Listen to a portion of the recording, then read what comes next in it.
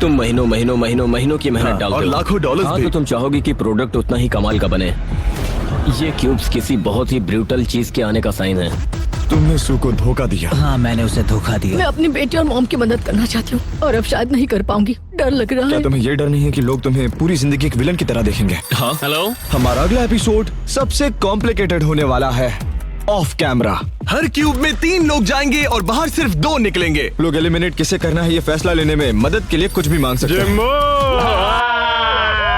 वो नहीं जीतेगा। 350 रिक्वेस्ट, वो भी 20 कंटेस्टेंट्स हैं। मैं बहुत थक चुकी हूँ। एक क्यूब के अंदर पूरे $10 लाख आ रहे हैं। एक मसूस टैटू आर्टिस्ट, एक साइकिक। तुम लोग ये सारी रिक्वेस्ट पूरी कैसे कर रहे हो? पूरे सिटी में ड्राइवर्स भरे हैं। प्राइवेट जेट्स स्टैंड बाय पर हैं। हमारे लोग वॉलमार्ट और टारगेट में भी हैं। लोग मेरी इलॉन मस्क से बात करवा सकते हो? ये गैरी वे को कॉल कर रहा है। Post Malone. तुम लोगों ने यहाँ शादी कर ली? क्या तुम मुझसे शादी करोगी? हमने सोचा शायद हम वेडिंग कर सकते हैं। ये लव आइलैंड बनता जा रहा है। वो शॉक्ड होंगे, शायद उन्हें बुरा भी लगे। बुरा? उन्हें मेरा बुरा क्यों मतलब- लगेगा?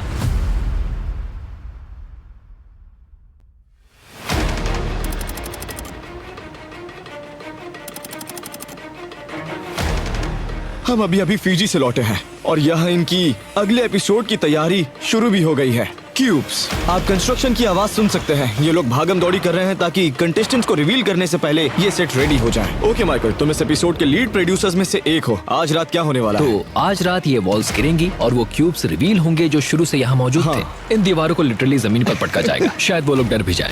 किसी क्यूब के अंदर जा सकते हाँ, हैं? तुम झांक कर देख सकते हो।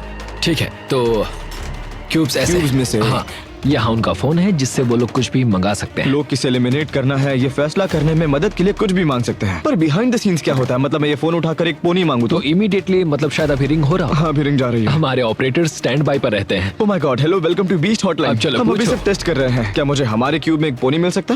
हाँ, हम पूरी कोशिश करेंगे। ओके। क्या कहा उन्होंने कहा वो तुरंत रिक्वेस्ट पूरी करने की कोशिश लो करेंगे। देखो, थैंक यू। कॉल कटने पर रिक्वेस्ट लिस्ट हो जाती है। हम हर रिक्वेस्ट को पूरी करने की कोशिश करते हैं। कंटेस्टेंट्स, मैं वापस आ गया। इसने वहाँ $18 लाख का आइलैंड जीता है और इसके पास है $1 करोड़ का कॉइन। लेकिन ये इसे फ्लिप करके प्राइस पूल को 1 करोड़ तक डबल तभी कर सकता है जब ये टॉप 6 तक पहुँच जाए। Oh my gosh. आइलैंड वाले कंटेस्टेंट अब सिटी में वापस आ गए हैं। स्ट्रेटेजी बनाने का खेल फिर से शुरू हो चुका है और आप देख सकते हैं कि यहाँ वहाँ ग्रुप बन रहे हैं। मुझे पता था मैसी होगा। देखो, हमारी अलायंस शुरू से ही सिर्फ 2 लोगों की अलायंस रही है। हम जब फीजी से आए तब यहाँ क्या हो रहा था? हम दोनों को छोड़कर यहाँ बाकी सब पागल हो रहे थे और बोर भी। हाँ, और हम मजे में थे। आज मैं तुमसे कुछ बहुत ही स्पेशल पूछना चाहता हूँ। ओके, मोनिका, ये झूठ है। क्या तुम मुझसे शादी करोगी? तुमसे शादी करके खुशी होगी जिम। तो मैं हाँ समझूं? हाँ, मेरी हाँ है। My God। Oh my God, सब कह रहे थे कि जिम, मोनिका, क्यों ना तुम लोग यही शादी कर लो। फिर हमने कहा शायद हम सच में शादी कर सकते हैं। फिर सोचा रिंग्स चाहिए, बुके चाहिए, वेल चाहिए तो तुम लोग और ऑफिशियली शादीशुदा हो? वेल, टेक्निकली तो ये कॉमन लॉ मैरिज जैसा हुआ, लेकिन वो मैंने उसे मेरे पास अभी नहीं छोटी लेगो रिंग दी थी। वो बीस्ट कलर की थी और इसने मेरे लिए रिंग बनाई और मैंने इसके नहीं, नहीं, लिए। नहीं, अब तो मेरे साथ मजाक कर ये रहे हो। मेरी तुम wife है। सीरियस हो? ये तो पूरा लव आइलैंड में बदल रहा है। लगा था 20 गेम्स में। मरते दम तक या 6 महीनों बाद होने वाले डिवोर्स होने तक। I do. I do. और अगर कोई पूछे तो हम में से किसी ने भी प्रेनअप नहीं मांगा। तो समझ लो, अगर वो जीतती है तो मैं हमारे बच्चों को घर बैठे बैठे संभालूंगा। मैं घर साफ तो रखूंगा। इसके बाद तुम दोनों एक दूसरे को फैमिली के सामने इंट्रोड्यूस करोगे? हम उन्हें ये शो दिखाएंगे। वाओ। वो लोग शॉक्ड होंगे, शायद थोड़ा बुरा लगे और खुश भी हों शायद। बुरा? हाँ, क्योंकि उन्होंने उन्हें बुरा अपनी क्यों लगेगा बेटी- भला? हाँ, क्योंकि उन्होंने अपनी बेटी की पहली शादी मिस कर दी। पहली? ओके, सही कहा, सही कहा। पहली और आखिरी शादी। अब दोनों किस कर सकते हो। सब तालियां बजाओ। रिसेप्शन स्टारबक्स में होने वाला है। इन्हें आइडिया नहीं है कि यहाँ क्या होने वाला है। इन सब ने यहाँ बहुत मजे किए हैं, पर अब इनकी खुशियाँ बहुत बुरी तरह बिखरने वाली है। होपफुली अगर तुमने सीजन 1 देखा है तो तुम जानते हो कि ये क्यूब्स बहुत ही ब्रूटल गेम के आने का इशारा है। मैं चाहता था कि ये लोग क्यूब्स के बीच रहें बिना कुछ जाने, इसीलिए मैंने सिटी की एक ऐसी जगह चुनी जहाँ किसी को कोई शक न हो। यहाँ बस एक बड़ी सी दीवार है और उसके साथ एक बास्केटबॉल कोर्ट भी। क्या क्या क्या? रात के 1 बजे की हमारी मीटिंग है, तो हमें उससे पहले ही निकलना होगा। प्लीज। मैं 2 सेकंड में आता हूँ। और इस साल अलग क्या है? फर्क ये है इस साल सिर्फ 7 क्यूब्स हैं। पिछले साल मुझे लगता है 82 थे। इस साल सब कुछ बहुत अलग है। जैसे हर क्यूब के पीछे एक मकसद है, एक मीनिंग है। एक क्यूब में वो होगा जिसने $10 लाख ठुकरा दिए, एक क्यूब में वो होगा जिसने $10 लाख ले लिए, एक क्यूब में उस कॉइन को जीतने वाला प्लेयर होगा, एक क्यूब में सिर्फ 2 लोग और एक में शायद जिसके पास $1 करोड़ हैं। यानी हर एक क्यूब के अंदर एक स्टोरी होने वाली है। ठीक है, मैं ज्यादा जोर से बात नहीं कर सकता क्योंकि यहाँ पर कंटेस्टेंट्स हैं, लेकिन सिटी के बिल्कुल बीच में एक सीक्रेट दरवाजा है जो कॉल सेंटर तक ले जाता है। इधर आओ। ओके, ठीक है, अब हम बीस्ट सिटी के दिल में हैं, बिल्कुल $50 लाख के नीचे, और किसी को भी आइडिया नहीं है कि कॉल सेंटर यहाँ है। और अभी ये जगह जिमी के बॉयज और ड्रूस्की से भरने वाली है, जो कैमरा पर कॉल्स को आंसर करेंगे बस शो के लिए। लेकिन यहाँ ऑफ कैमरा एक असली कॉल सेंटर भी है, जहाँ ढेर सारे स्टाफ मेंबर्स मौजूद हैं जो कंटेस्टेंट से कॉल पर बात करेंगे, रिक्वेस्ट को स्प्रेडशीट में ट्रैक करेंगे और फिर स्टोर्स और कुरियर्स को कॉल करके वो ऑर्डर्स पूरे करेंगे। आज का एपिसोड सिर्फ ऑन कैमरा ही ब्रूटल नहीं होगा, बल्कि ये ऑफ कैमरा भी सबसे कॉम्प्लिकेटेड एपिसोड्स में से एक होने वाला है। ये सब क्रेजी है। बास्केटबॉल कोर्ट के पास आओ जल्दी, तुम सबको कुछ मजेदार दिखाना है। हे, रेडी हो जाओ, रेडी हो जाओ, रेडी। मैं बताऊंगा कब। ओके, मैं अब जा रहा हूँ। मेरे ख्याल से हमें सीधे अगले गेम में जाना चाहिए। ये तो सब मुश्किल ready लग रहा है? है। हाँ हाँ।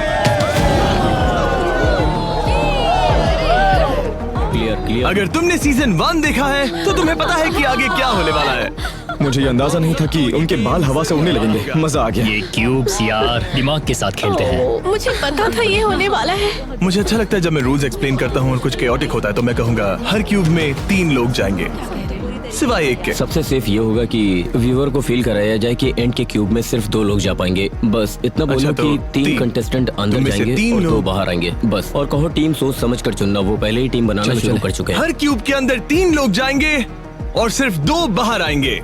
अब हर किसी का रिलेशनशिप टेस्ट होने वाला है। यह है तुम्हारी टीम। हाँ लगता तो है। हाँ एक बार हैंडकफ्स लग गए तो टीम लॉक समझो। तुम्हें लगता है अगर वो गेम हारे तो डील निभाएंगे? हाँ, और अगर मैं हारता हूँ तो मैं भी वही करूँगा। मतलब मुझे लगता है यहाँ हर कोई ईमानदारी से ये खेलेगा। इंटरेस्टिंग है कि तुम लोग अपने दोस्त को चुन रहे हो। हम डे 1 से साथ हैं तो बाहर भी साथ ही जाना चाहिए ना। इन्हें क्यूब्स में जल्दी डालना टीम्स शुरू बना करो। लीजिए। भेजो। जेफ, केडी, हैना। ये सब लोग चौथे क्यूब में जा 20 रहे हैं। कंटेस्टेंट अपने क्यूब्स में जा चुके हैं। अब 13 बाहर आएंगे।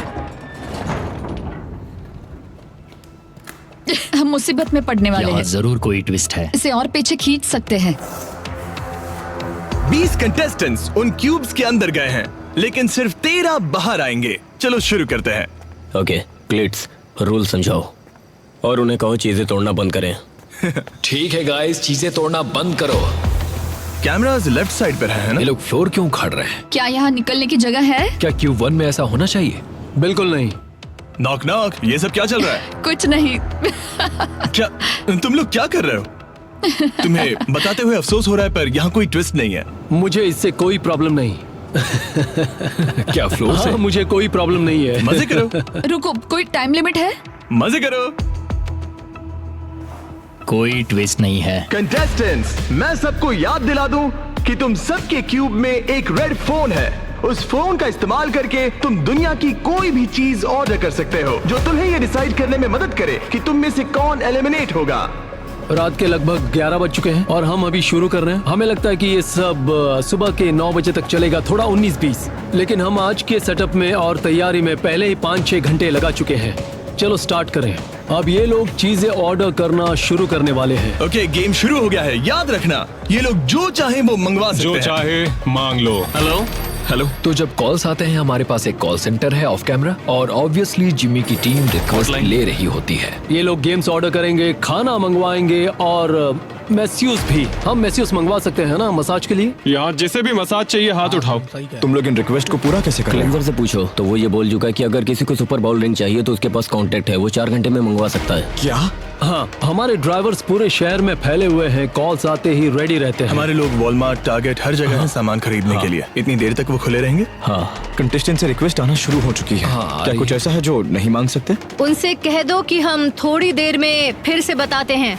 हमारे पास एक बहुत स्ट्रॉन्ग टीम है जो ये फिगर आउट कर रही है। मेरी टीम ने खास तौर पर पिछले 3 महीने से इस एपिसोड की प्लानिंग में लगाए हैं, इन 20 लोगों का माइंडसेट समझने के लिए जो अभी क्यूब्स में तो है। कुछ चीजें जो मंगवाई जा रही हैं, जैसे हमने किसी के लिए लॉबस्टर ऑर्डर किया, किसी के लिए ग्रिल ग्रिल सैमन मंगवाया। ज्यादातर स्नैक्स, खाना और गेम्स ही हैं। 6 सोनिक ब्लास्ट। एक Oreo peanut butter milk shake. 3 diet sodas और 3 क्या था, ऑरेंज। हाँ 3 फैंटास प्लीज। मैं पागल हो चुकी हूँ। ओके, तो ये लोग रुक ही नहीं रहे हैं। एक के बाद एक रिक्वेस्ट आती ही जा रही है। ओके, क्यूब 3 के लिए सर्फ और टर्फ भेजो, और टाइलेनॉल किस क्यूब के लिए था? ओह, फाइनली इन्हें पिज्जा मिल गया।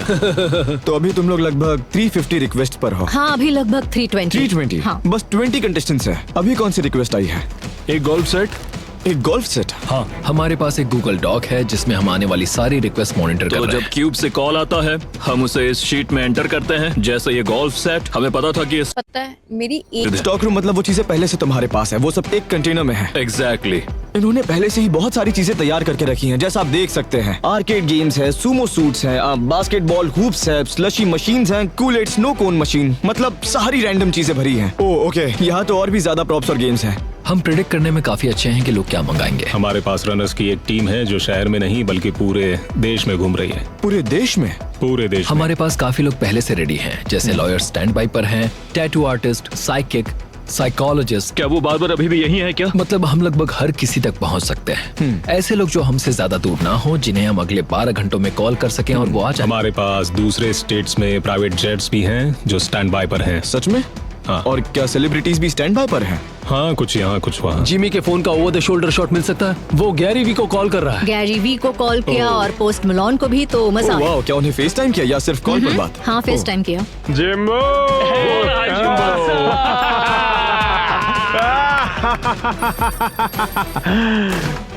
ये नहीं जीतने वाला, ये बंदा नहीं जीतने वाला। किसी ने अभी $10 लाख कैश मांगे हैं। वो $10 लाख को एक क्यूब के अंदर ले जा रहे हैं। ये देखो। हम चाहते हैं कि ये एक बहुत बढ़िया एक्सपीरियंस हो, खासकर क्योंकि इनमें से 7 लोग घर जाने वाले हैं। उन्हें इस गेम में अपनी आखिरी फैंटेसी जीने दो। यही तो असली मजा है, ये एक फैंटेसी है। अभी जो हो रहा है उसके बारे में तुम क्या सोचते हो? मतलब अभी तक कोई बाहर नहीं निकला है। ये लोग इसका पूरी तरह से फायदा उठा रहे हैं, सब मजे कर रहे हैं, जो कि बहुत अच्छी बात है। पर एक क्यूब में जेफ है सीजन 1 का विनर। मैंने उसे इतना सीरियस कभी नहीं देखा। वो हंस नहीं रहा है, मजे नहीं कर रहा है, वो फोकस्ड है, एकदम वॉर मोड में। और मैं हैरान हूँ कि इयन जिसने $18 लाख का आइलैंड जीता है, उसे भी ये लोग मौका दे रहे हैं। पर क्यों? वो खुद को एलिमिनेट करने वाला था, तो निकालो उसे। जेटी, उसने भी $10 लाख जीते हैं, उसके साथ भी ये लोग फेयर गेम खेल रहे हैं। और जेसी के साथ भी फेयर गेम ही हो रहा है। बहुत सारे लोग हैं जिन्होंने पैसे जीते हैं, और सोचने की बात है कि ही तुमने पहले ही लाखों जीत लिए हैं तो निकलो। पर हाँ, ये लोग उन्हें भी फेयर चांस दे रहे हैं। मेरे क्यूब में बिल्कुल नहीं। तुम ये गेम कैसे खेलते? मैं कोई ऐसा गेम खेलता जिसमें स्किल्स लगते हो। आरएनजी वाले गेम्स तो कभी नहीं चुनता। मैं कटान या कोई बोर्ड गेम चुनता जहां मुझे थोड़ा सा एडवांटेज मिले। मतलब मैं सब कुछ किस्मत पर क्यों छोड़ूं? मोनोपोली जैसे गेम में मतलब वो भी मोस्टली आरएनजी है, पर अगर तुम्हें थोड़ी बहुत भी स्ट्रेटेजी पता हो तो तुम अपने जीतने के चांसेस को 33.3% से बढ़ाकर 40% तक ले जा सकते हो। इनमें से बहुत से लोग सब कुछ किस्मत पर छोड़कर कह रहे हैं जो है सो है, कार्ड्स फ्लिप कर लेते हैं। समझ रहे हो? तो अगर तुम एलिमिनेट हो जाते तो क्या तुम भी बस एक्सेप्ट कर लेते? हाँ, मैं अपनी जबान से नहीं पलटता, उसमें कोई शक नहीं है। लेकिन मैं खुद को कम से कम एक मौका तो देता। मैं किसी ऐसे प्लेयर को जिसने 1 करोड़ 18 लाख या $10 लाख जीते हैं, उसे मुझे पीछे हटाने नहीं देता। अगर आरएनजी ही करना है तो उसके जीतने के चांसेस खराब होने चाहिए, क्योंकि उसके पास बहुत पैसे हैं। जेटी लोगों को धोखा देकर मिलियनर बन गया, और ये लोग बोल रहे हैं हम तो लड़के हैं, जेटी अच्छा है, और उसे सेम चांस दे रहे हैं। मतलब क्यों? ठीक है बॉयज, हम कौन सा गेम खेल रहे हैं? कोई गेम नहीं, मैं सैक्रिफाइस कर रहा हूँ। वो मैं ये सोचकर तो अंदर बिल्कुल नहीं आया था। ये मुझे बहुत रुला रहा है। हम डे 1 से एक साथ हैं। मैं उन टावर्स पर गया, अपनी फैमिली के लिए जो करना था किया। मैंने $10 लाख भी जीते। मैं अब सब इन पर डाल रहा हूँ, क्योंकि ये कोई एहसान नहीं है। मैं अपनी फैमिली का ख्याल रख रहा था, और मुझे उम्मीद है कि अब ये लोग अपनी अपनी फैमिलीज का ख्याल रखेंगे।